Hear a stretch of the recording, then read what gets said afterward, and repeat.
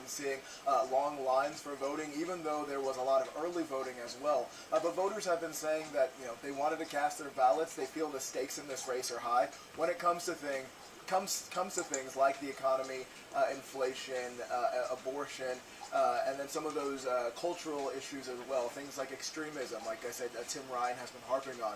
The voters have been harping on those issues as well, so they are getting to have their say on those issues.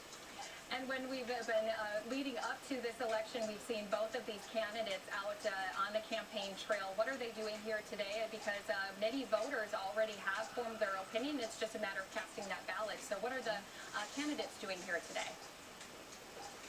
Well, these candidates are spending their time kind of on opposite sides of the state, interestingly.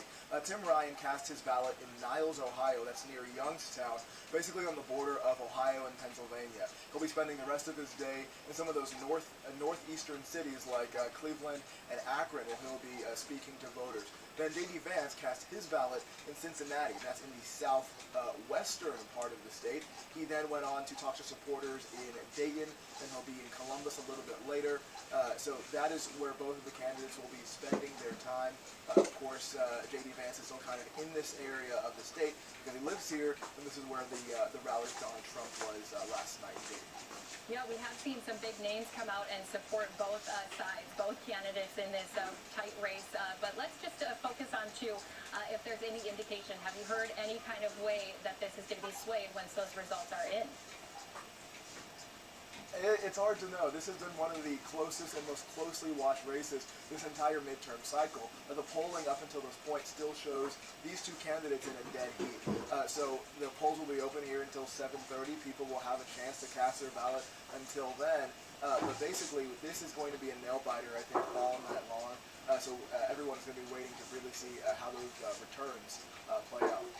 And some of these different type races, it is going to be into the late night hours, early morning hours, and maybe even to the next few days to get every single vote counted. We do appreciate you breaking it all down for us from Dayton, Ohio. We have Stephen Going joining us here on Live Now from Fox. Thanks so much, Stephen, for being here with us today.